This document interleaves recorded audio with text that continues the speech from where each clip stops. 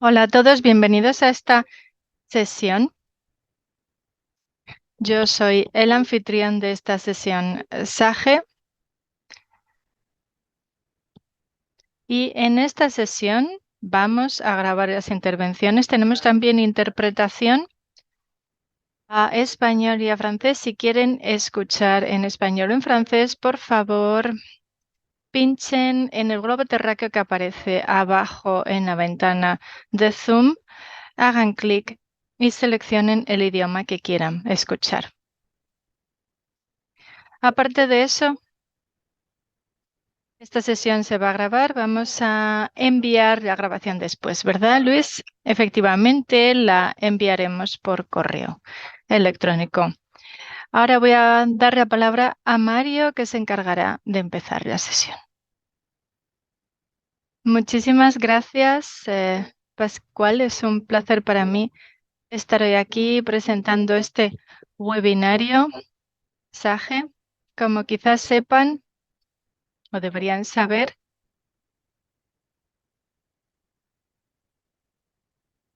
vamos a hacer una revisión de la reunión de la OMC de la semana pasada,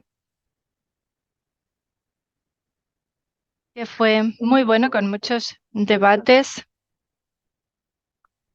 y sé que también sacamos conclusiones muy interesantes y yo creo que todos somos conscientes de lo que está recomendando Sage.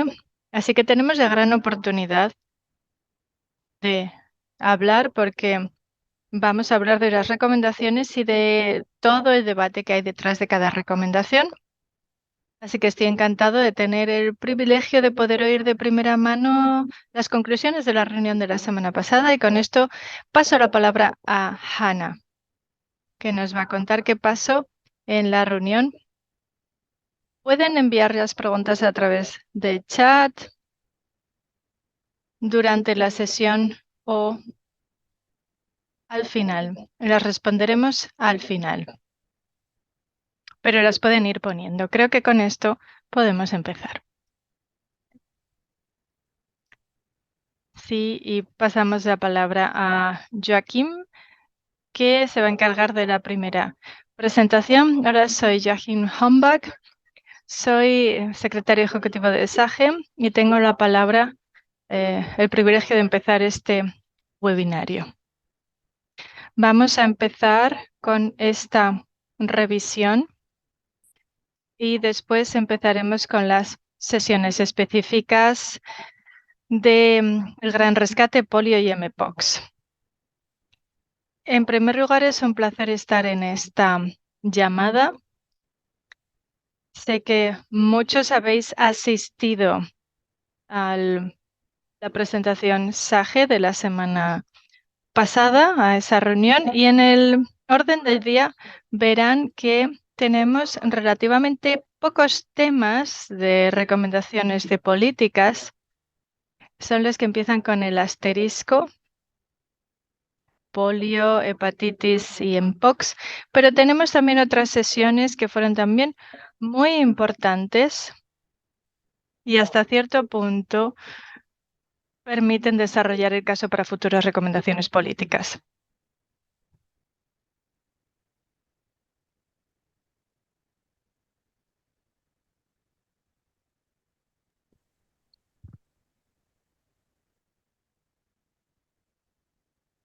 Además, desde hace varios años hemos tenido varios debates sobre las diferentes respuestas, estrategias y políticas.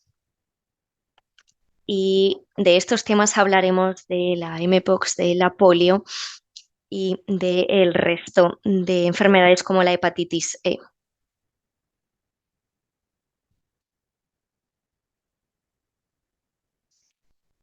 Después vamos a hablar de los temas de programación, la llamada gran puesta al día de las vacunas, esa fuga de vacunación tras la pandemia del coronavirus y dentro del marco de la Agenda de Inmunización 2030. Y después hay un par de aspectos que queremos tratar como el virus respiratorio sincitial, VRS, en relación con las licencias de vacunas recientes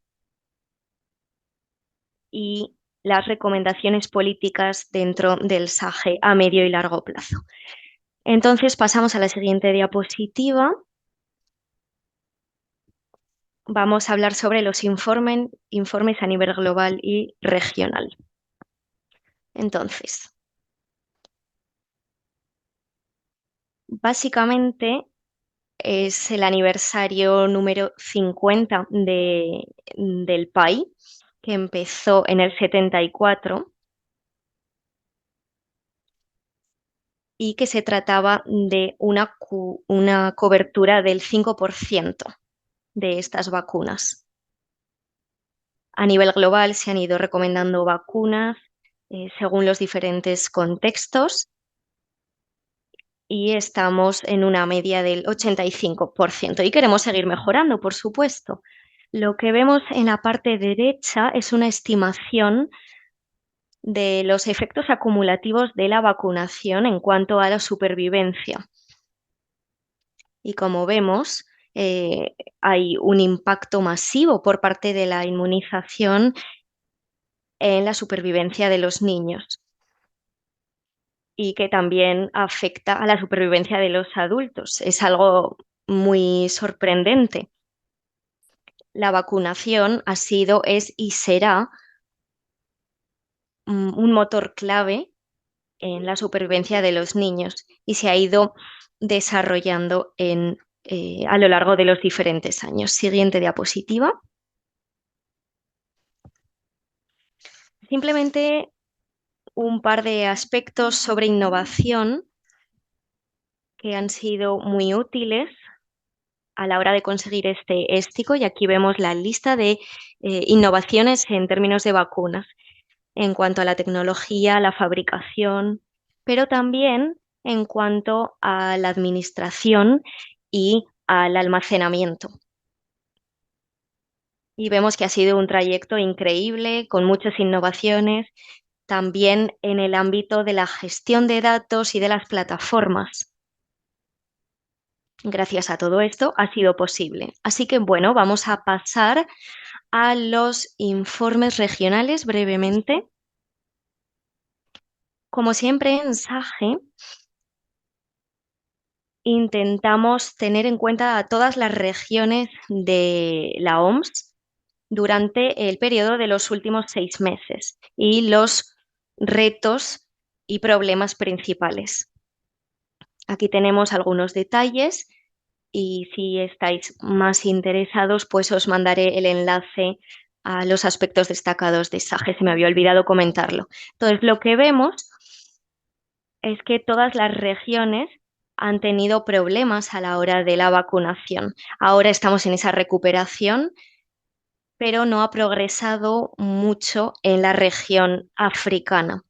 Vemos en general un progreso notable, pero todavía hay vacíos principales, sobre todo en cuanto al sarampión. Y como ya saben, tenemos diferentes proyectos en todo el mundo.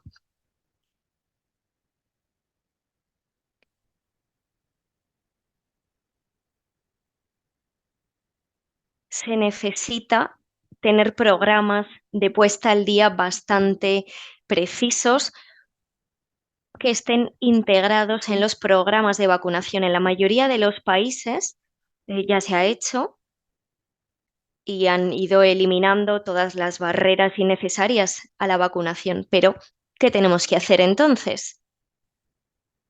Hemos ido haciendo mucho progreso en muchos países, sobre todo en la India, se mencionó este caso en particular. Han encontrado un enfoque correcto de forma muy precisa para responsabilizarse de la difusión de las vacunas a todos los niveles y para poder ponerse al día tras la pandemia de la COVID. Otro aspecto importante es el tema de la capacidad de seguimiento, de monitorización. Después Carolina nos contará un poquito más porque es algo muy importante que tengamos herramientas de monitorización para poder hacer ese seguimiento. Otro punto que se ha tratado en el SAGE durante bastante tiempo tiene que ver con la flexibilidad de los programas en los entornos frágiles y vulnerables. Esto quiere decir que la flexibilidad también se aplique a los horarios, a los programas. Es decir, no tener en cuenta solo a un país en cuanto a esa flexibilidad de suministro para una circunstancia determinada. Creo que esto es todo lo que quería comentar en cuanto a la introducción general y ahora le doy la palabra a Hanna con otras recomendaciones.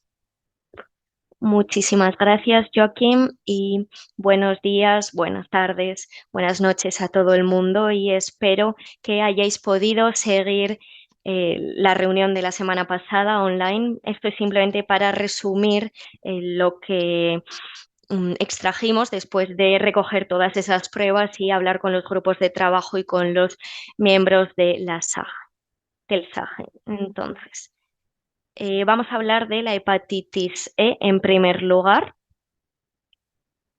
Tenemos una política de la OMS actual, después vamos a hablar de la carga y la gravedad de la enfermedad y también hablaremos sobre lo que dijo el Comité Consultivo Mundial sobre Seguridad de las Vacunas en cuanto a la seguridad de la vacuna de la hepatitis E en el embarazo. Después hablaremos de los programas de dosis y las recomendaciones. Esto es lo que vamos a ver.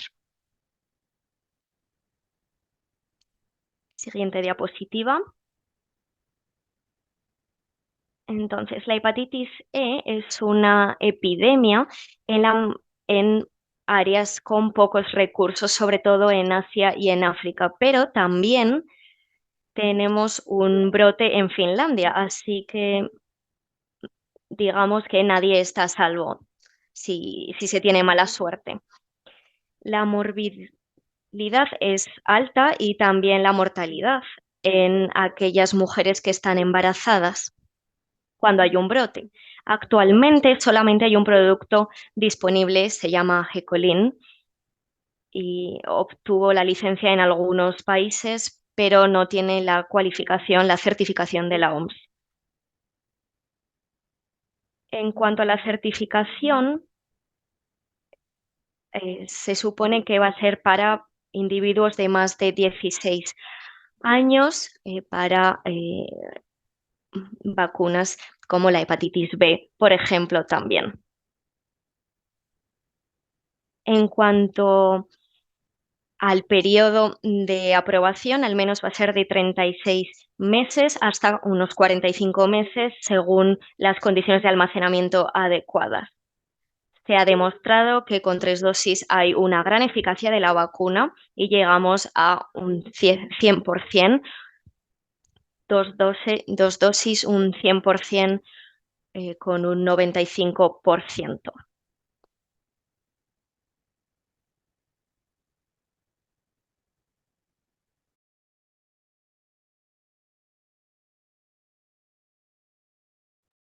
Esta recomendación se usa para prevenir los brotes de hepatitis C y está registrada en China y otros países, pero como he dicho, todavía no hay precualificación de la OMS. No se recomienda de forma rutinaria. Sigue siendo una herramienta poco utilizada, especialmente en en entornos frágiles, con conflictos vulnerables. Y el obstáculo más importante es que no hay facilidad de acceso. Las reservas de vacunas de hepatitis E están aprobadas por el Grupo de Coordinación Internacional sobre la provisión de vacunas de octubre de 2023. Siguiente. La seguridad de la vacuna de la hepatitis C durante el embarazo se conoce solo hasta cierto punto. Hay datos limitados sobre el uso de la vacuna de la hepatitis C en embarazadas en China y Sudán del Sur. pero que todavía no han identificado ninguna señal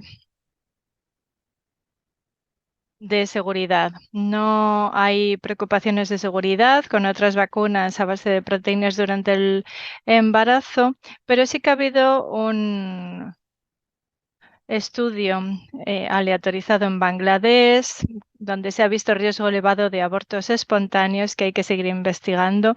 Aún no se ha publicado ese artículo del estudio, pero esperamos que se publique pronto. Y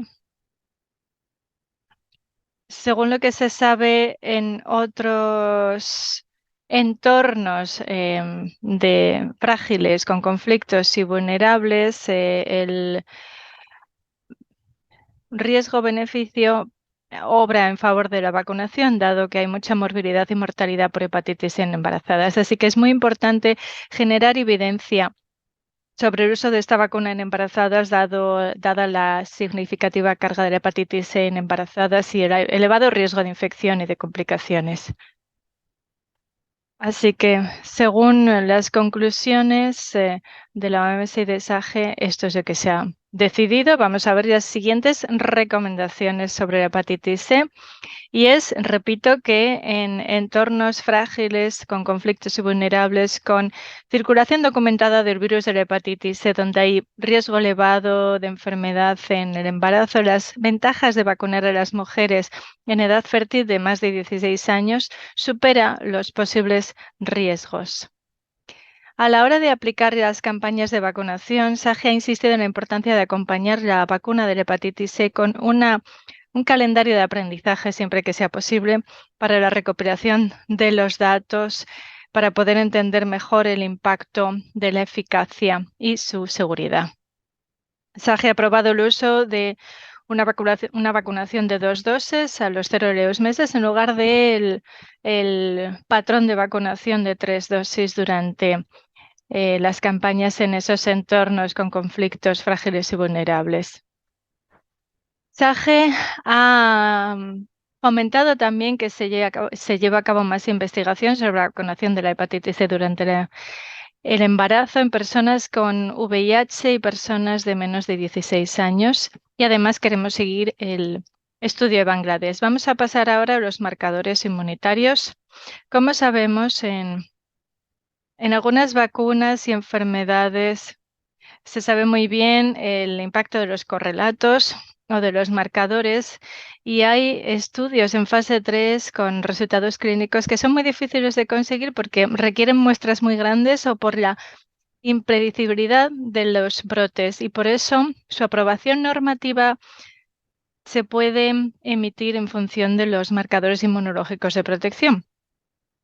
Se ha informado a SAGE de la propuesta de vías normativas basadas en este enfoque para el chikungunya y para el estreptococo, de grupo B, y sus vacunas y la evidencia a favor de los marcadores inmunológicos de protección propuestos. Hay una vacuna de chikungunya viva atenuada que ya se ha autorizado por marcadores inmunitarios y de GBS, de estreptococos de grupo B, basada en proteínas y glucoconjugadas hexavalentes que pueden seguir la misma vía una similar. Siguiente. Entonces, SAGE ha estado hablando de este asunto, hay muchos temas que tocar, pero al final hemos llegado a la conclusión desde que dado que la vacuna de chikungunya ha recibido aprobación normativa y varios países se han interesado por introducirla, SAGE ha recomendado a la OMS que inicie un proceso para llevar a cabo una revisión detallada de las pruebas y una evaluación de las hipótesis de uso para el uso óptimo de esta vacuna. También hemos visto que necesitamos más evidencia de la eficacia clínica de las vacunas de GBS antes de emitir recomendaciones, pero que eso puede retrasar su registro y, en definitiva, el uso de la vacuna en países de ingresos de renta baja y media. Así que hemos recomendado que se haga una autorización comercial cuando no exista esa autorización normativa. En cuanto a COVID, lo hemos analizado no para recomendaciones, sino más bien a título informativo. y hemos visto que la COVID-19 sigue circulando por todo el planeta con variaciones regionales dignas de mención. Las aguas residuales sugieren que hay un aumento de la actividad en algunos países del sudeste asiático y del Pacífico occidental a niveles subnacionales, pero que los casos notificados se mantienen estables, seguramente por la reducción de los test. Ahora llegan informes semanales de muertes notificadas, coherentes y sistemáticos por debajo de 4.000 desde mediados de mayo de 2023, desde unos 50 países. Pocos países ya comparten datos sobre los fallecimientos, así que en realidad no sabemos cuántos hay. Hay poca notificación de la hospitalización y también hay retrasos de notificación, así que no podemos extraer muchas conclusiones de tendencia de hospitalización y además el COVID-19 no es el único patógeno que circula en esos saturados sistemas sanitarios. La variante más prevalente es la JN1, pero se supone que no es de mucho riesgo para la salud, pero este virus sigue evolucionando y no sabemos cuáles son sus patrones temporales, estacionales, ni no tenemos ninguno predecible. La seroprevalencia contra el SARS-CoV-2 es elevada, aunque hay heterogeneidad por edad, pero está en declive. Su vigilancia está infrarrepresentada, tampoco hay mucha secuenciación, así que es muy difícil evaluar rápidamente las variantes conocidas y detectar los recombinantes o las nuevas. Si vemos, la administración de las vacunas ha bajado sustancialmente desde el pico de finales de 2021. Se han administrado, sin embargo, entre julio y diciembre del año pasado 120 millones de dosis, pero hay muchas diferencias geográficas.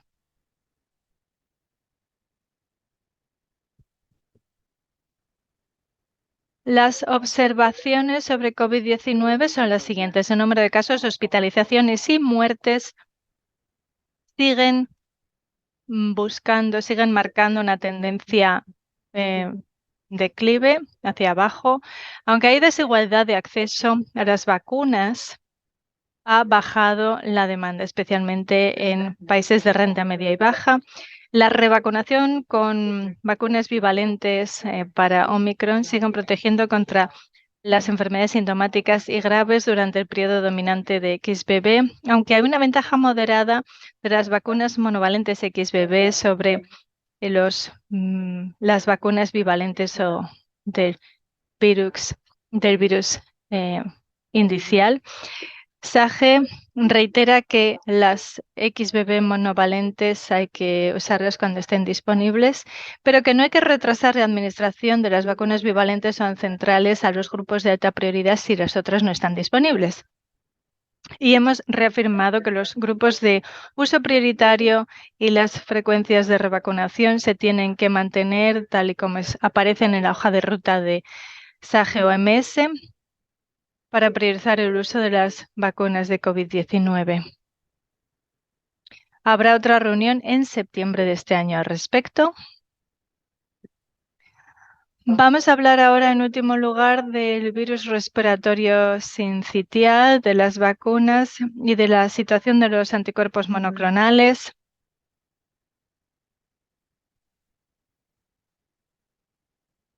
Se observa sistemáticamente en todos los países, en todas las categorías, que la vacuna contra el VRS tiene buena eficacia, como vemos en este cuadro de revisiones sistemáticas. El virus respiratorio sincitial nos han llegado datos a SAGE sobre los productos que han recibido últimamente la aprobación normativa para la prevención de la enfermedad en niños y adultos, incluidos la vacuna de proteína prefusión del VRS para embarazadas, para proteger a los bebés pequeños y a los adultos mayores.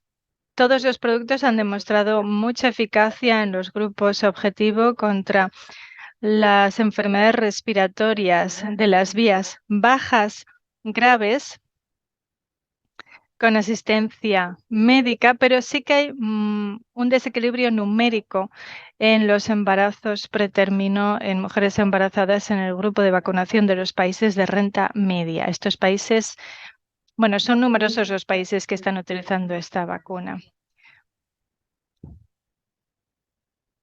Vamos a esperar a las deliberaciones y las sugerencias de recomendaciones del grupo de trabajo que está revisando la evidencia sobre el uso de estos productos y los hallazgos de su revisión se presentarán en la reunión de septiembre de SAGE. SAGE recomienda que los productos para la prevención de la enfermedad del VRS en niños sean prioritarios para su presentación en septiembre de 2024, porque sabemos cuál es la carga del virus respiratorio sincitial en niños, pero no se conoce muy bien cómo afecta a los niños mayores, ni siquiera en los países de renta alta, así que mucho menos en los de media y baja. Así que queremos ver cómo protegen las vacunas a los adultos mayores y articular varios asuntos que hay que considerar en el grupo de trabajo. SAGE destaca la necesidad de recabar datos suficientes sobre la seguridad de las vacunas durante el embarazo en los países de renta media y baja. Y con eso paso la palabra al siguiente orador sobre la IA 2030.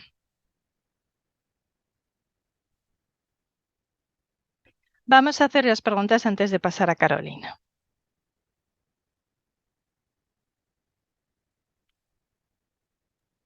¿Alguna pregunta? Hay una pregunta en la cajita de preguntas y respuestas. ¿Cómo de accesibles son las vacunas de Omicron? Todavía no están disponibles en Sudáfrica. No sé si hemos comprendido totalmente la situación. El acceso es limitado, pero hay que saber cuántos países de la Unión Europea tienen esta vacuna.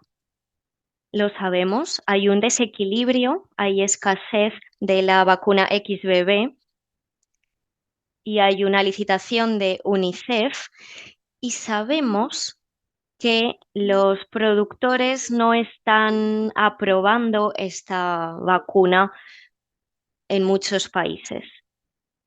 Entonces, no sé si esa es la situación de Sudáfrica. No sé si este sería el problema, estoy buscándolo en cuanto a la OMS y en la preaprobación tenemos a Pfizer, la vacuna de Pfizer de XBB, es la que hemos seleccionado en la OMS. También tenemos Novavax y también otras como Moderna o Covovax, que es parecida a la de Novavax, pero está basada en proteínas. Entonces, tenemos problemas entre la oferta y la demanda. Hay muy poca demanda y esto hace que haya, sea menos atractivo para los productores a la hora de encontrar esa licencia y de conseguirla. Así que es bastante complicado. Pero somos conscientes de que muchas veces el proceso no es tan directo. Sabemos que esas vacunas siguen siendo útiles, pero tenemos que seguir trabajando en el acceso a ellas.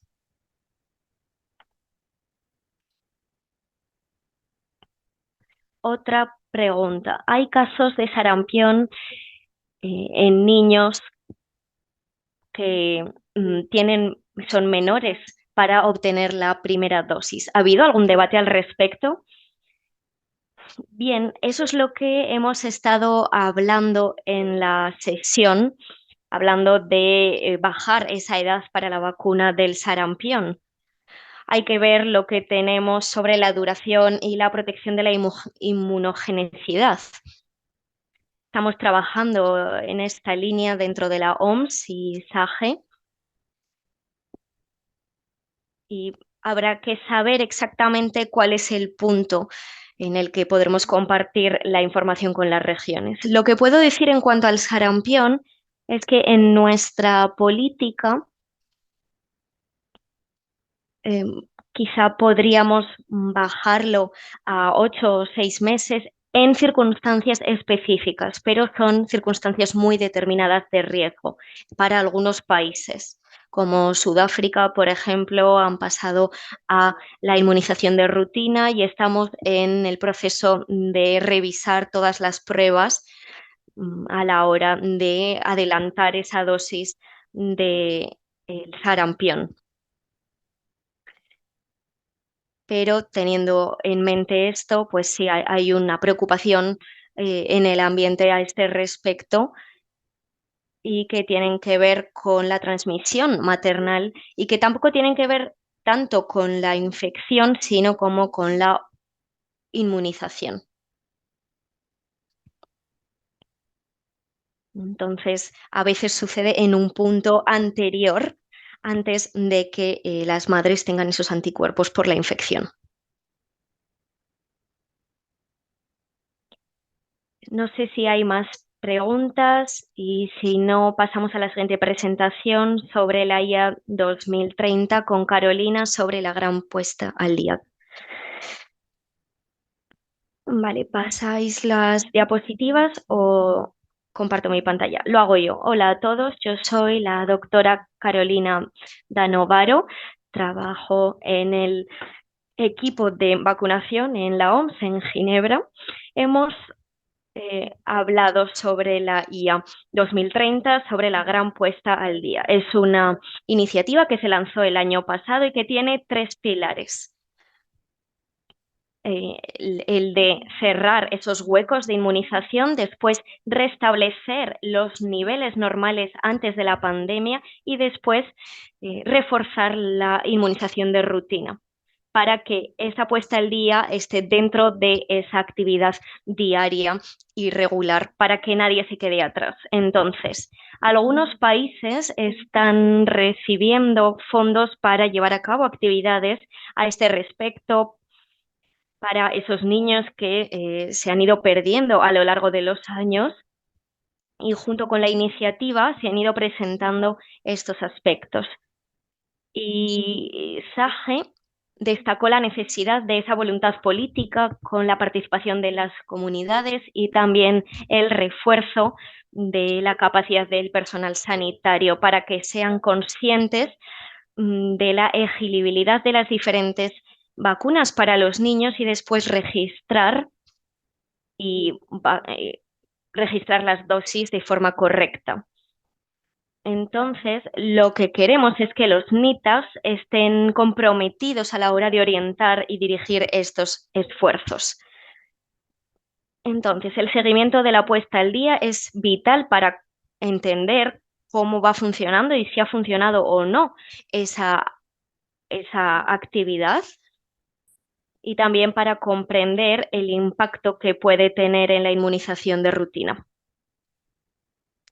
Con ese objetivo, la IA 2030 y el Grupo de Uso y Refuerzo de Datos han apoyado la aplicación del programa de inmunización 2030. Habrá un enlace en otra diapositiva con indicadores y para ver cómo los países pueden ir monitorizando estos esfuerzos de puesta al día. En muchos entornos, por los límites de los sistemas, no tenemos datos granulares, para poder hacer un seguimiento de estos esfuerzos de puesta al día. Y tendremos que lidiar con este puzzle para poder hacer un análisis de datos triangulares. Siguiente diapositiva.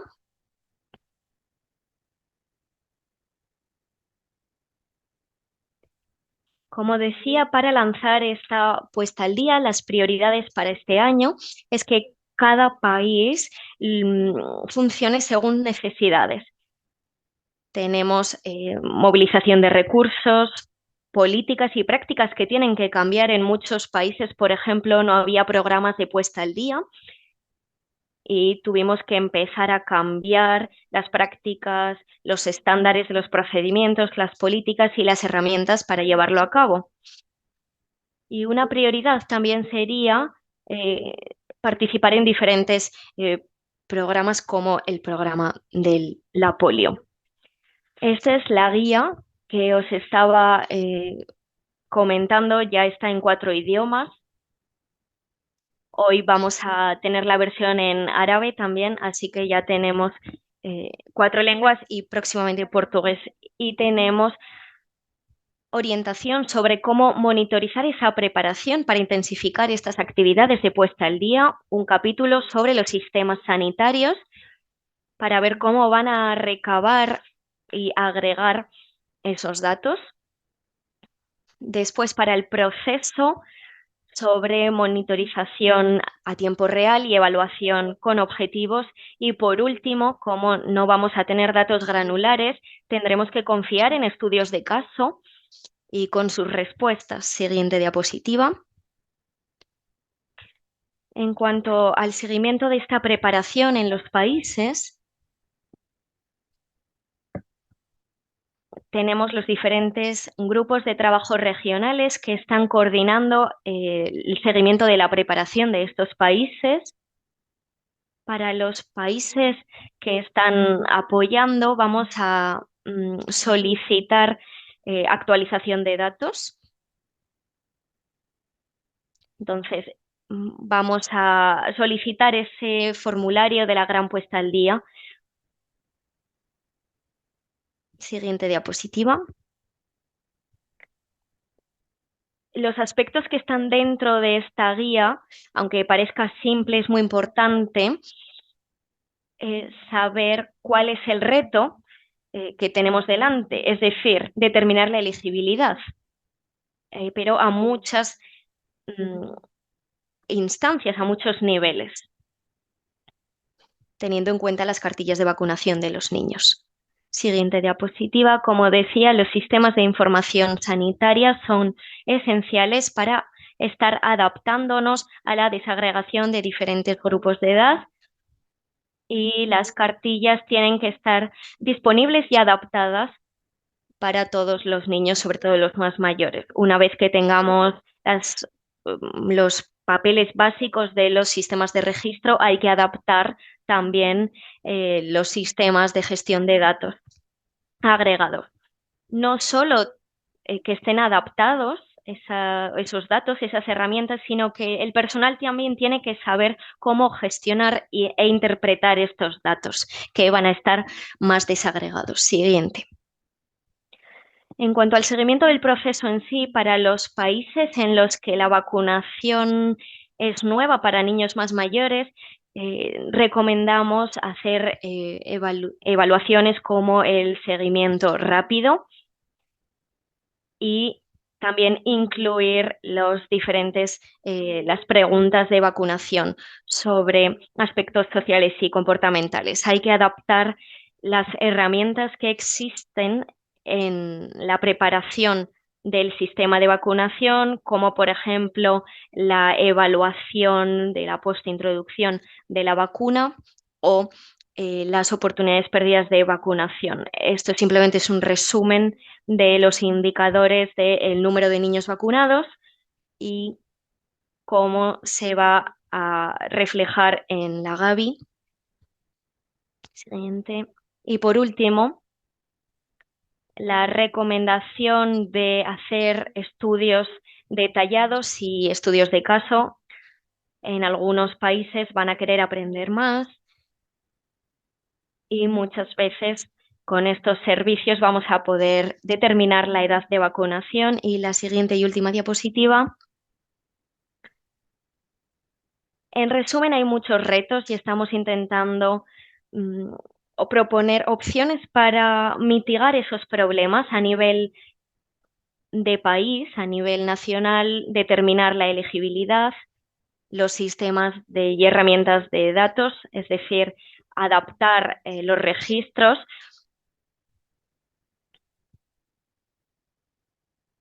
También tendremos algunas mezclas de datos con niños que tengan más de 12 meses y que igual se ha registrado con una edad menor, entonces hay que precisar esos datos. Obviamente hay problemas y preocupaciones sobre el tiempo y los diferentes procesos.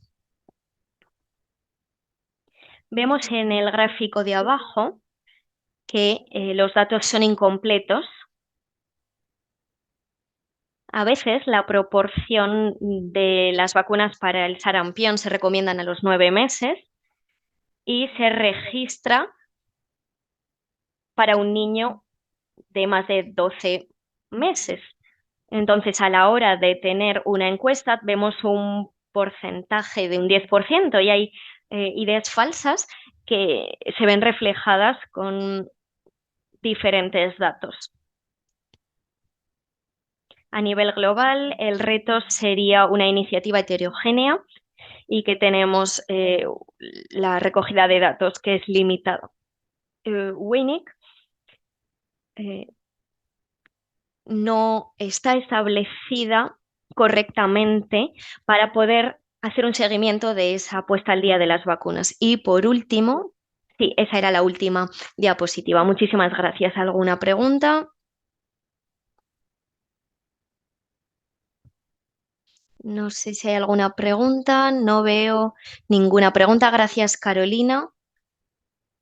Tenemos una pregunta de la anterior presentación, así que igual, Joaquín, puedes responderla. ¿Tenemos información sobre la eficacia de la vacuna del chikungunya que se haya aprobado por la FDA?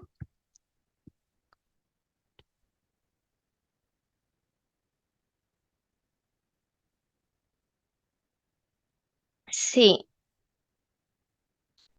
se ha aprobado la vacuna en cuanto al cohorte inmunitario, tal y como explicaba Hanna antes.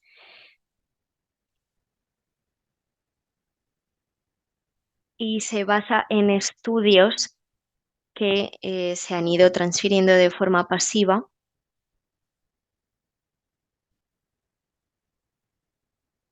A este respecto, se sugiere que la vacuna va a tener una eficacia mucho más elevada y con una mejor inmunogenicidad, pero no tenemos todavía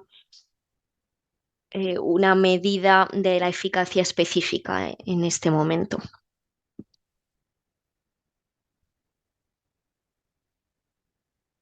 Sí, ¿alguna pregunta para Carolina? Tiene que ver con la gran puesta al día.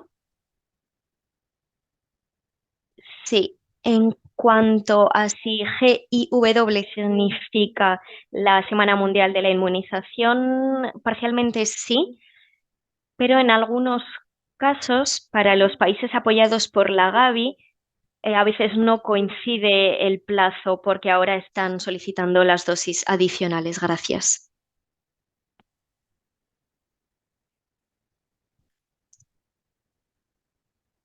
Si no hay más preguntas, Mario, podemos pasar a la polio.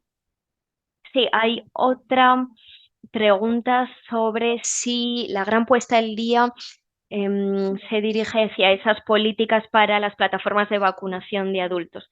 No, el enfoque sería para los niños, no es parte de la iniciativa, aunque sí que sería útil. Muchísimas gracias.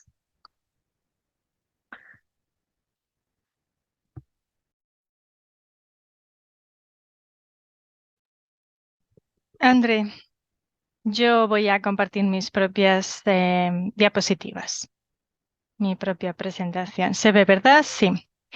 Soy André Mag, trabajo en el departamento de polio en la sede central de la OMS y me centro en las recomendaciones para SAGE. Bueno, vamos a ver un poco, en primer lugar, en qué punto estamos con la polio en general. Desde el punto de vista epidemiológico, en este mapa vemos los casos analíticos causados por los virus de la polio en 2023. Los puntos rojos, Afganistán, Pakistán, son casos de parálisis causados por el salvaje tipo 1 o tipo 2 en 2023. Hemos tenido mucha suerte con la polio para por la erradicación del salvaje tipo 1, porque al final hemos llegado al último punto de la erradicación, pero por otro lado vemos muchos puntos verdes en toda África, también puntos naranja, que son los casos circulantes causados por la vacuna, los poliovirus de origen vacunal circulantes, los diferentes serotipos 1 y 2. Ha habido varios casos, así que vemos que hay bastantes brotes de los de origen vacunal por mutaciones de los virus de la oral, de la VPO. En países de África, también en sitios como Yemen o Egipto. Y lo que hemos hablado en SAGE, hemos visto el marco político y los desencadenantes de la BOPV y la planificación de su cese. Luego también la recomendación de retirar el uso de todas las vacunas orales, porque vemos que pueden empezar a recircular y causar brotes. Y luego lo segundo que discutimos fue la recomendación del uso de la vacuna antipolio inactivada, fraccional administrada intramuscularmente. Voy a hablar de estas dos cosas a continuación. Bien, el plan de cese de la BOPV, la bivalente, la vacuna de poliomielitis oral bivalente. ¿Por qué cesarla? Bueno, porque todos estos países, todos los países en este momento van a pasarse solamente a la VPI, a la vacuna de la polio inactivada, porque hemos visto que la BOPV es incompatible con la erradicación del virus. Así que, por tanto, hemos hecho este switch, este cambio. El primer paso fue en 2016, cuando se dejó de recomendar la VPO.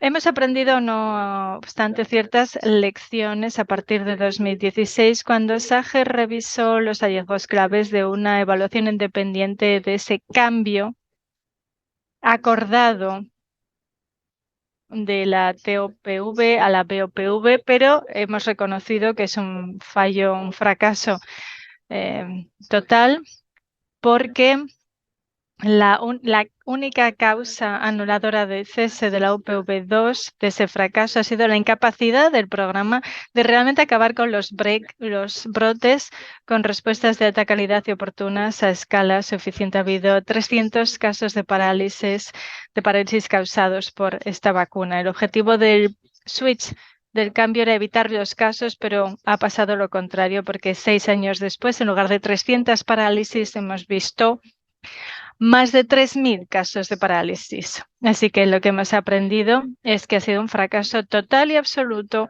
y por tanto tenemos que tener mucho cuidado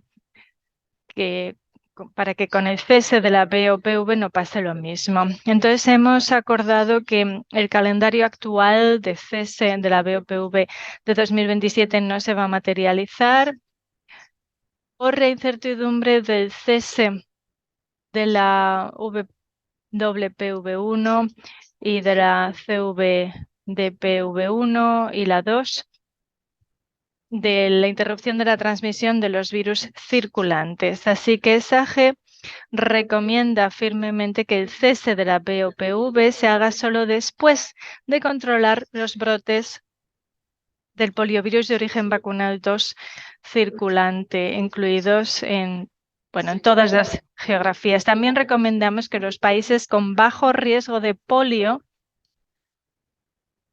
al menos administren 2 dosis de la VPI en el calendario vacunal actual o completo fraccional. Consideren pasar a programas vacunales que solamente utilicen la VPI antes de ese cambio sincronizado de cese de la BOPV. Ahora voy a explicar el segundo tema, que era la administración de la vacuna antipolio inactivada fraccional. Hay una administración de la FIPV fuera de prescripción, intradérmicamente con aguja o jeringa, y ya se está utilizando correctamente en el programa de inmunización rutinario de 6 países: Sri Lanka, India, Bangladesh, Nepal, Cuba y Ecuador. Y también hemos evaluado estos programas en esos 6 países y funcionan muy bien. Aparte de eso, también hay campañas de FIPV intradérmicas en varios países como respuesta a brotes de polio, tanto el silvestre como los demás, pero no se utiliza en inmunización rutinaria. Tienen problemas con las inyecciones con aguja y jeringue, o como vemos aquí con el Tropis de Pharmayet, que no tiene agujas, que está precalificado por la OMS. Lo que pasa es que tiene problemas por su coste y la logística, que hace que sea difícil mantenerlo. Así que la OMS ha buscado otras maneras de administración de la fraccional. Así que hemos hecho 2 estudios para ver la inferioridad o no de la administración intramuscular en lugar de intradérmica en Cuba, en niños pequeños de 4 y 8 meses, y otro en Mozambique, en niños de 2 y 4 meses. Ambos estudios han demostrado que no hay inferioridad entre la administración intramuscular o intradérmica de la fraccional. Según los resultados de estos estudios, SAGE ha concluido que es posible que los países que respondan a la circulación persistente de polio, que utilicen la fraccional de forma intramuscular o intradérmica en sus campañas. No para los países que ya la tengan en la inmunización rutinaria, sino que amplía las opciones en caso de campañas para brotes. Se puede utilizar intramuscularmente y se puede formar a los equipos. Como resumen de lo que acabo de decir, SAGE está encantado de haber visto que ya se ha confinado la circulación del virus silvestre en una zona geográfica muy reducida, pero sigue habiendo circulación del poliovirus de origen vacunal en muchas partes de África. SAGE se ha centrado en reforzar la necesidad de aumentar los esfuerzos para mejorar la cobertura de la inmunización rutinaria, especialmente para la VPI-1, y aumentar su apoyo al cese de la BOPV.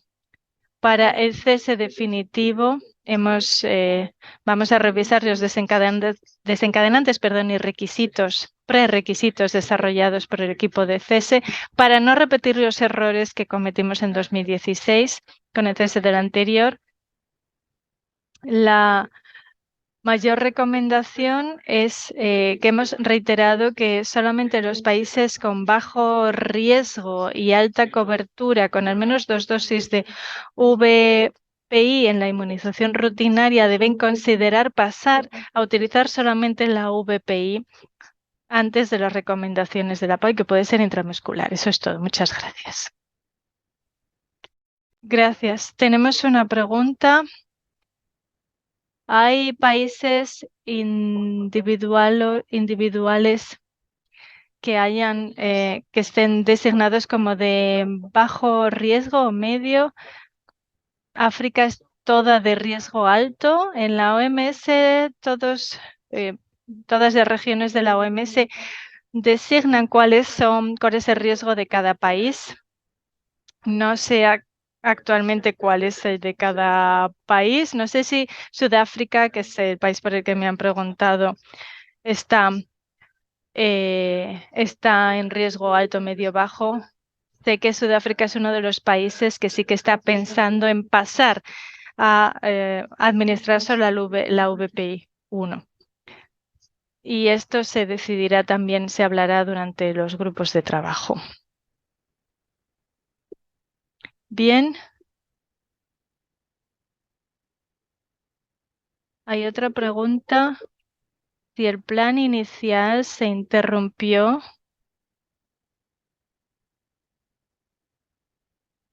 lo sentimos, pero no hay buen sonido.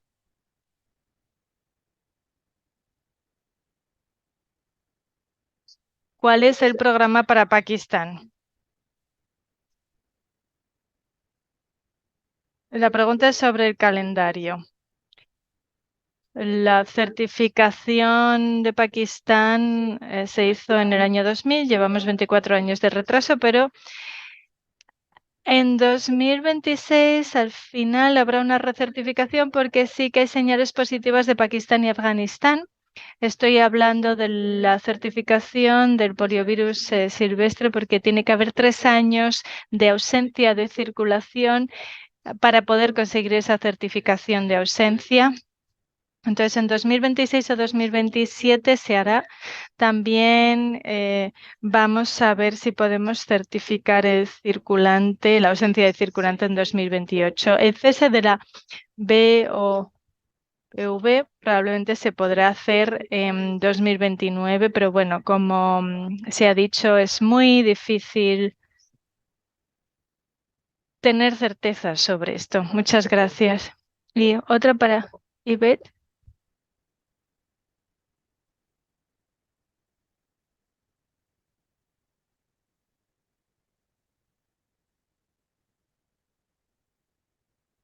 Hay una pregunta de Ivette. Ivette, ¿puedes activar tu micrófono? Sí. Ah, sí, parece que ya sí. Ivette, ¿puedes hacer la pregunta tú misma?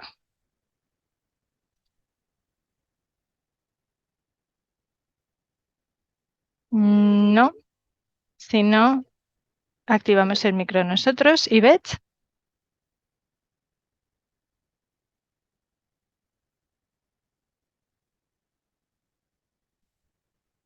a lo mejor ya no está. Sí, pero veo el micrófono abierto, pero no la oímos.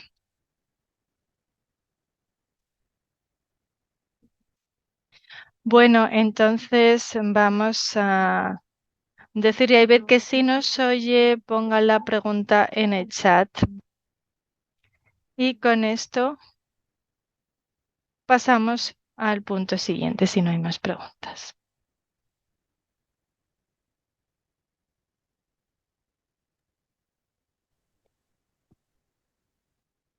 Sí, ¿te refieres a la tabla, Andrei? Sí, tiene que ver con la tabla.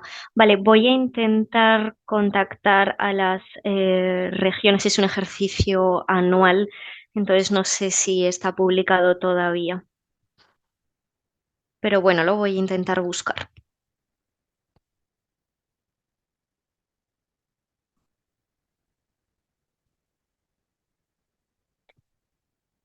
Hay también un comentario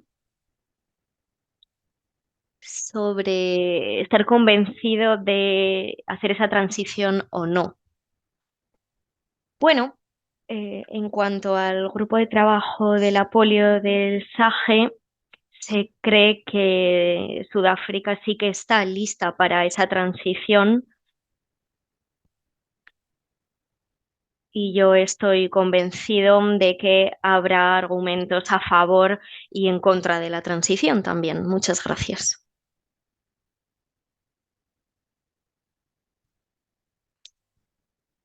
¿Alguna pregunta más o continuamos? Gracias, Andrei. Gracias. Rosamund, ¿vas a compartir tu pantalla o te comparto yo las diapositivas? Lo puedes hacer tú, gracias.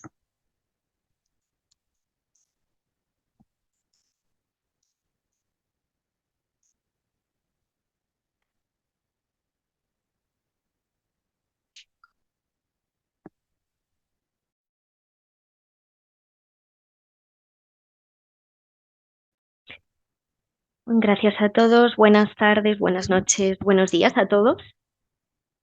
Esto es un resumen breve sobre la situación global de la viruela símica o mpox.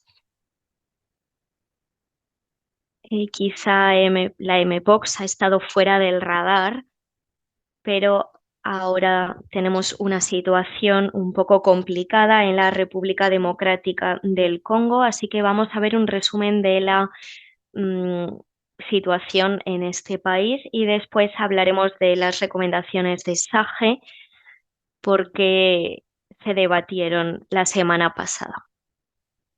Simplemente recordaros que tras el principio de ese brote mundial,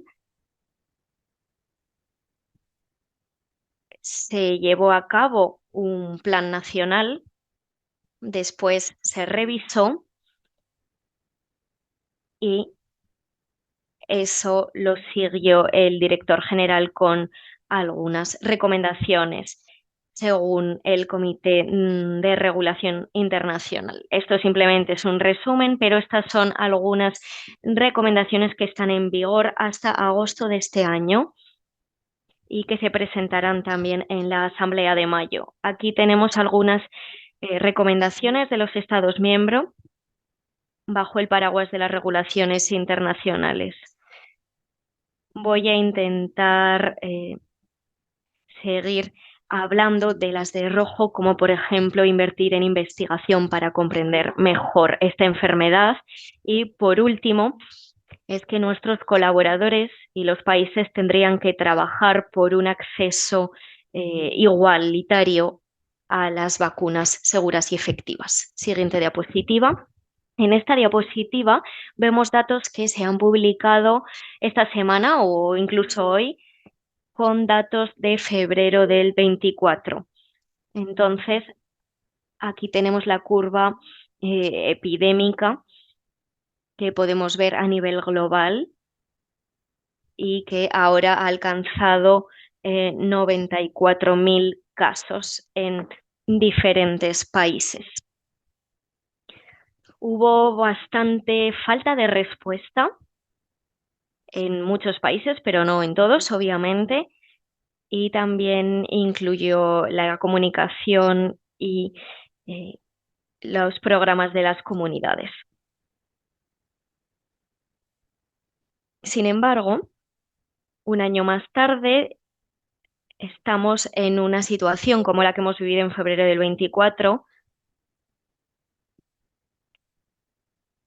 que vemos que se extrajeron datos de 29 países. Y vemos que todavía siguen notificándose casos de las regiones de la OMS.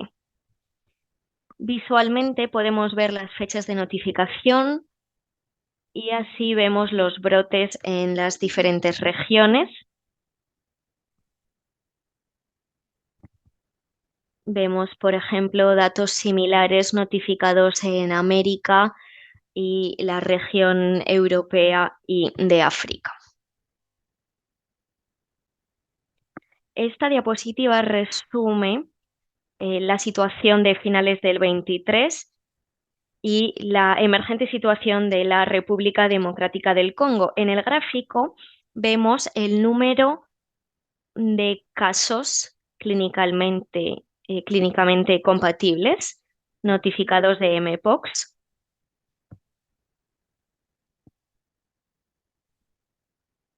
Y vemos las diferentes cifras con un cohorte creciente de población y quizá este sea uno de los factores principales que están detrás de esta situación y que puede ser resultado del aumento de los casos notificados.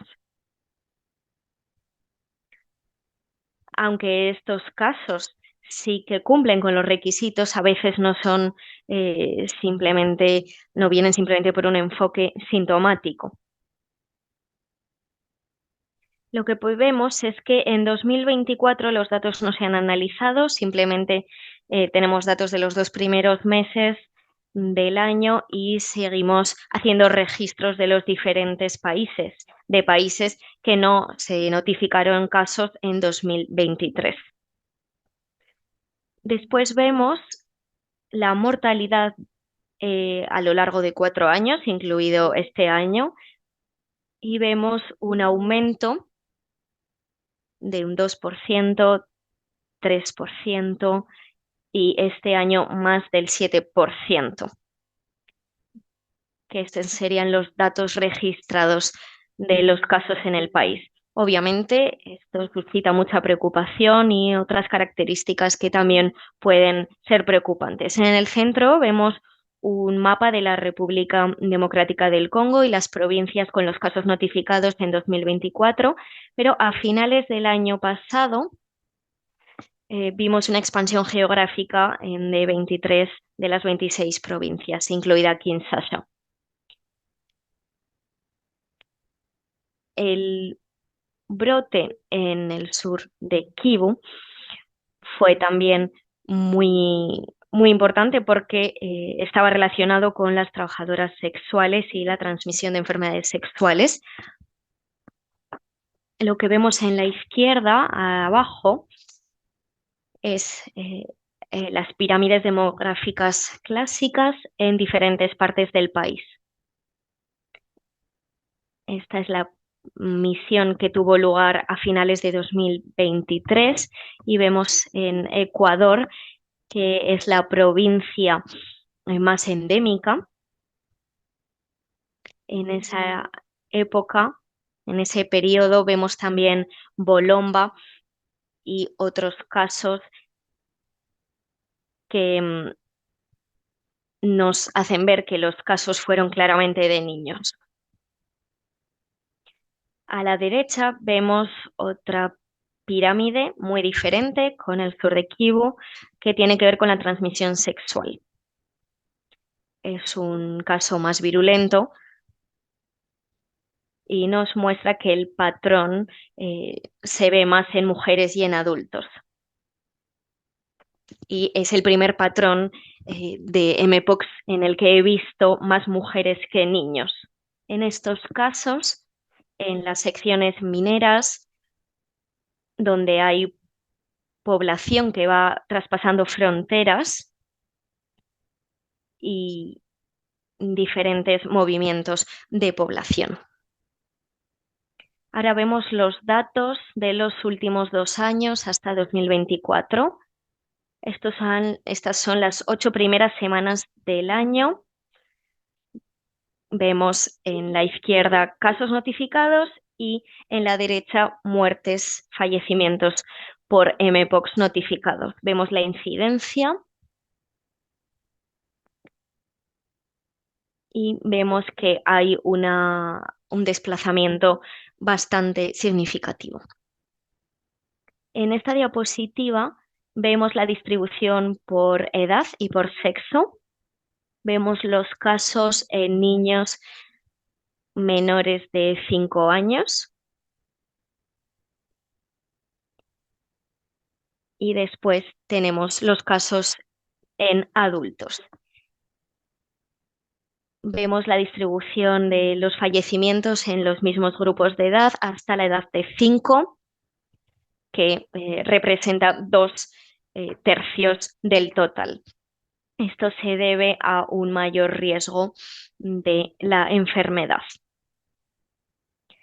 En la derecha vemos la distribución de los casos confirmados por laboratorio. La mayoría de los casos venían por el brote del sur de Kivu y vemos que los países siguen recibiendo casos de las regiones endémicas. Vemos un aumento continuo en los casos notificados en el Congo. Una de cada 5 zonas sanitarias se han ido notificando y más de 2 tercios de las provincias.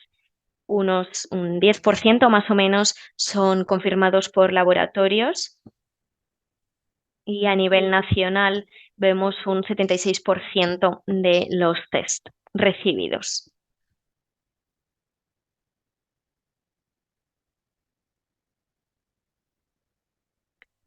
Vemos algunos brotes combinados. En Lotumbe, Ecuador, por ejemplo, y en en diferentes otras regiones, como por ejemplo Kamitua o el sur de Kivu, en las regiones en las que el brote continúa. En 2023 vimos que por primera vez se documentó las variaciones de cepa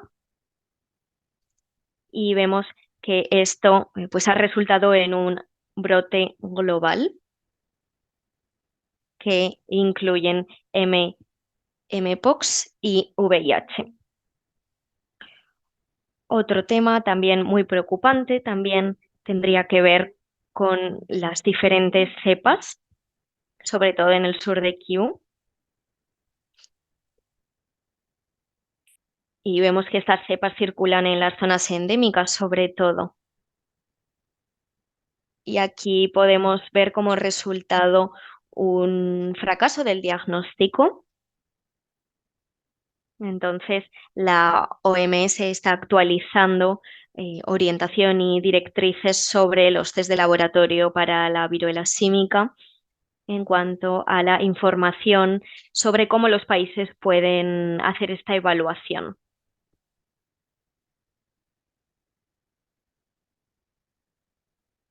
Vemos también que las deleciones genéticas no llevan a un diagnóstico correcto. Siguiente diapositiva. Y ahora un poco de contexto sobre los datos que se vieron la semana pasada. Tenemos diferentes vacunas disponibles para la viruela símica. Seguramente sepáis que la vacuna en sí misma es diferente para otros tipos de viruela. Entonces, esta es la que se llama vacuna Mpox. En cuanto a la profilaxis, vemos una de estas vacunas con más información notificada. La eficacia no ha sido demasiado alta, fue de un 20% y probablemente se deba a la dificultad de medir los datos en grupos determinados. Y también vemos que puede ser parte de la transmisión sexual en el grupo estudiado, sobre todo en los países con rentas altas. Y vemos que el periodo de incubación medio es más breve que en el pasado y esto supone un reto a la hora de que la vacuna pues, sea eficaz.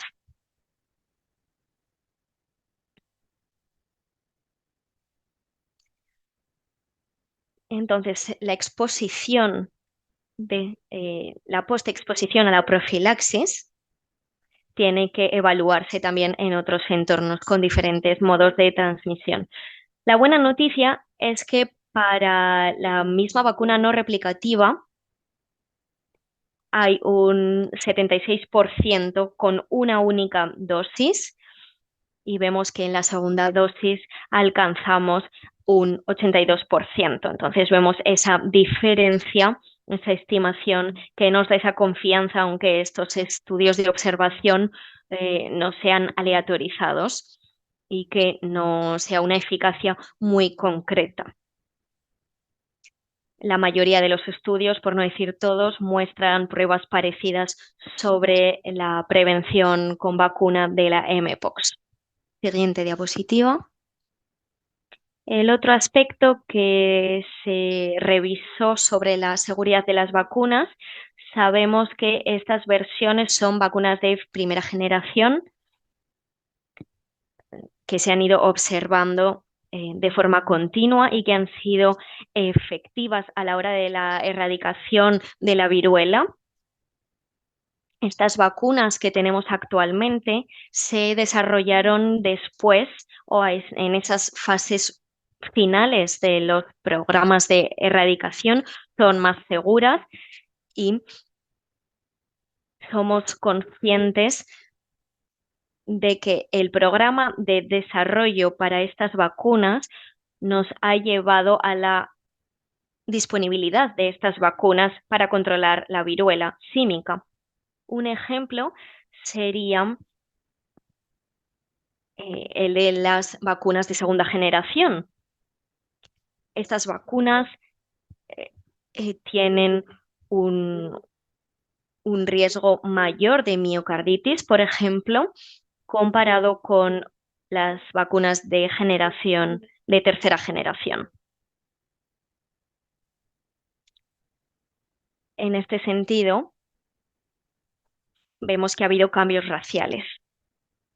Esta vacuna no ha sido efectiva a todos los efectos, pero podemos decir que ha habido una mejora. Y después tenemos las vacunas de tercera generación, replicativas mínimas, que se utilizan en Japón, por ejemplo, sobre todo en niños. Tienen un perfil de seguridad bastante bueno en cuanto a la evaluación de 50.000 niños. Del mismo modo, vemos que hay una vacuna no replicativa y vemos que se ha aprobado para personas de más de 18 años. Entonces vemos una MBA en niños que demuestra un buen perfil de seguridad. Vemos que hay dos estudios breves, pequeños, uno con 52.229 niños en los Estados Unidos de América.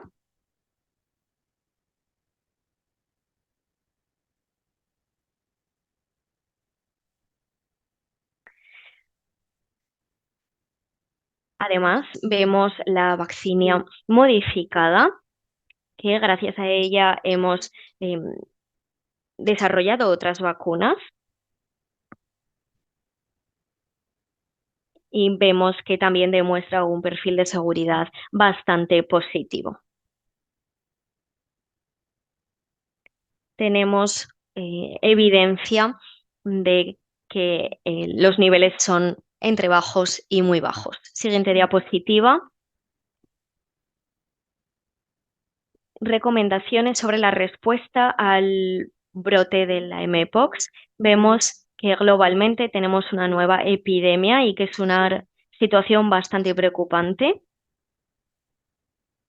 En cuanto a la seguridad y la eficacia de las vacunas, vemos que esto pues, es un componente que se suma a la situación.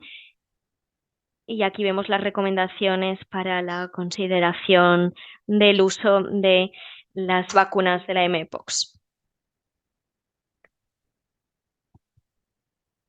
Vemos una vez más que se basan en la epidemiología local. La vacunación tendría que basarse en las regiones locales, los miembros que estén definidos como de riesgo en la exposición a la viruela símica. Esto incluye la vacunación de personas de esas zonas definidas geográficamente, incluyendo niños, obviamente, que tengan un alto riesgo documentado de exposición a la viruela símica. Además, misma recomendación que antes, siguen aplicándose. La vacunación tendría que destinarse a trabajadores sexuales, hombres que tienen sexo con otros hombres, bisexuales o gays, con múltiples parejas sexuales y otros individuos con múltiples parejas sexuales. El personal sanitario con alto riesgo de exposición repetida y personal de laboratorios y sanitario que se dediquen a hacer esos test de diagnóstico. En cuanto a los contactos cercanos de personas con viruela, el estudio aconseja que, aunque son un grupo muy específico a nivel global, también pues estaría recomendado que se vacunaran en la medida de lo posible, obviamente, en el periodo de los 4 días desde la primera exposición. Los contactos pues incluirían a niños y otras personas convivientes en el hogar. Siguiente diapositiva.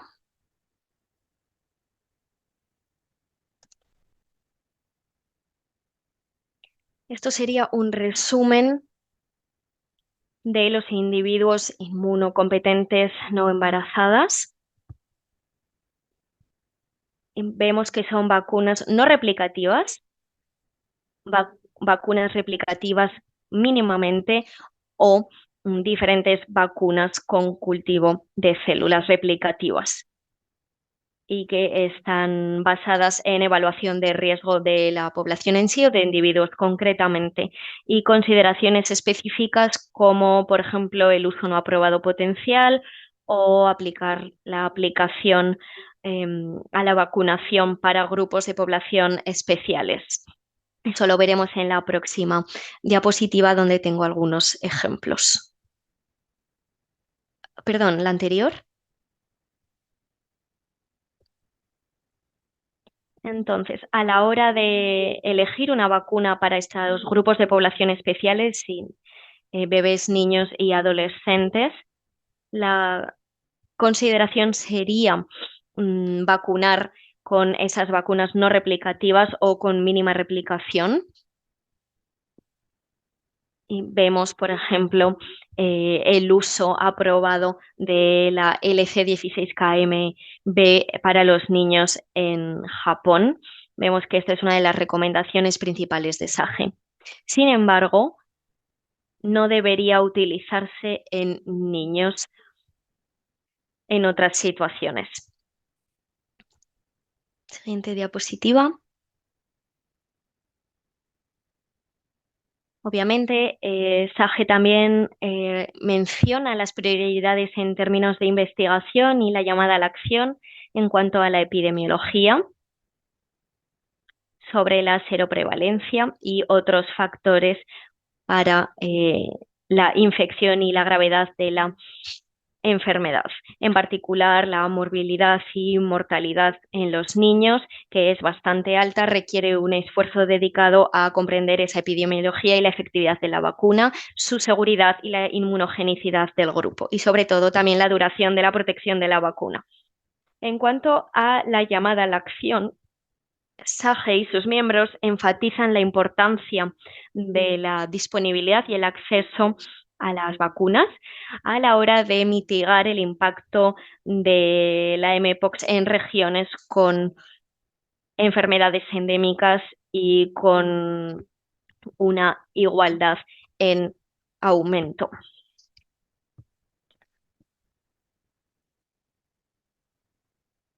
Y que así garanticen la sostenibilidad en las investigaciones en la región africana.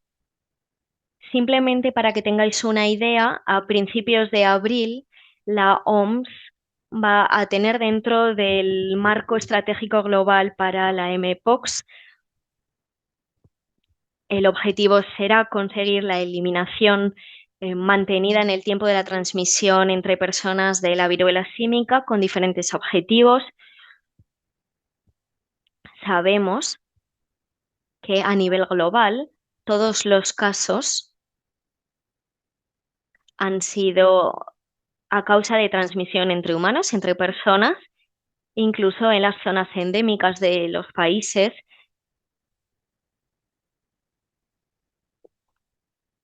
Entonces, el enfoque no sería simplemente que desaparezca esta transmisión, sino que intentemos esforzarnos en eliminar esos contextos en los que la transmisión ha sido entre personas y aplicar medidas a este respecto para reducir la transmisión humana, para poder comprender mejor lo que significa controlar este tipo de enfermedad. En este marco veremos que empieza en abril y con diferentes recomendaciones que ya he mencionado al principio de la presentación. Muchísimas gracias.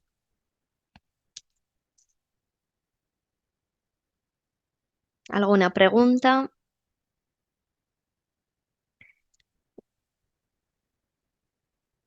Vemos que sí, hay bastantes vacunas disponibles para los grupos de riesgo en la República Democrática del Congo. De momento no. hay varias cosas a tener en cuenta en los entornos de alto riesgo y estamos intentando apoyar el trabajo en esa línea y en segundo lugar tiene que haber una aprobación de regulación en el país. Entonces, algo interesante es que en Nigeria vemos que han conseguido eh, la aprobación en casos urgentes de emergencias. Es algo reciente, pasó hace un año y medio más o menos.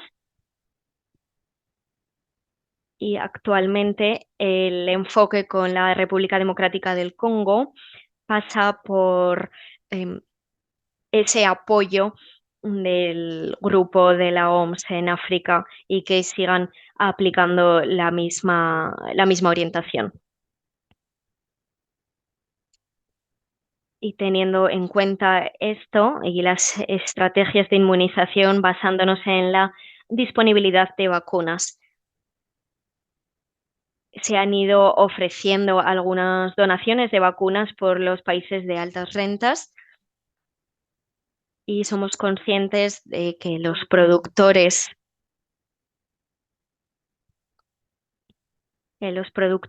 tienen que disponibilizar muchas dosis en un periodo muy corto, que son 6 meses. Tiene que haber también un mecanismo de contratación también y estas vacunas pues no son las más baratas. Vemos que en Japón se ha utilizado la vacuna y en Colonia también, la LC 60.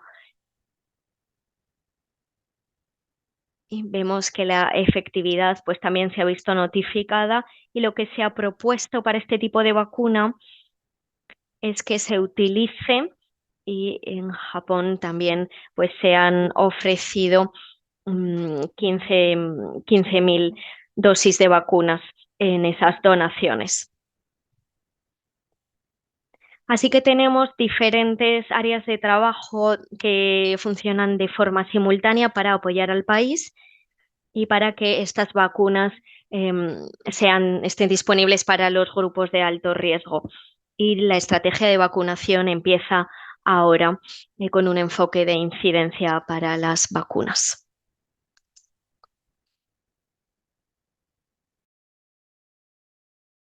En el futuro probablemente se necesiten muchas más vacunas, pero de momento no sabemos si si va a durar también la protección, así que iremos viendo según avance. Siguiente pregunta. No veo más preguntas, así que no sé. Eh, pero sí que hay una pregunta técnica, creo que para Joaquín, sobre el cese de la BOPV. Quizá cree escasez de la VPI. Es para Joaquín. Bueno, no sé si Andrés sigue por aquí porque es más bien para él. Sí, claro, la situación de la VPI ya ha estado tensa antes, pero bueno, sí, claramente eso lo tenemos que prever y considerar porque puede pasar. Pero de momento la situación es cómoda. Antes de devolver la palabra de nuevo a Mario, quería decir que el GNN, la oradora se corrige, la OMS va a hacer una encuesta en países de renta media para saber cuáles son sus necesidades específicas también de los bajos. Así que se va a enviar a través del NITAG, se va a enviar a todos los NITAG, así que confiamos en vuestra participación para que respondéis a la encuesta, porque eso nos ayudará a diseñar los materiales de formación y de orientación que necesitáis. Así que estad atentos a cuando os llegue la encuesta porque contamos con vuestra participación. Y ahora devuelvo la palabra de nuevo a Mario. Y sí, esta presentación la compartiremos con todos los participantes y todos los que estén en la lista de distribución de correo. Mario, muchísimas gracias. El siguiente será en mayo. Muchísimas gracias a todos los panelistas por toda la información compartida, los resultados. Es muy importante tenerla de primera mano. Así que muchísimas gracias y hasta la próxima.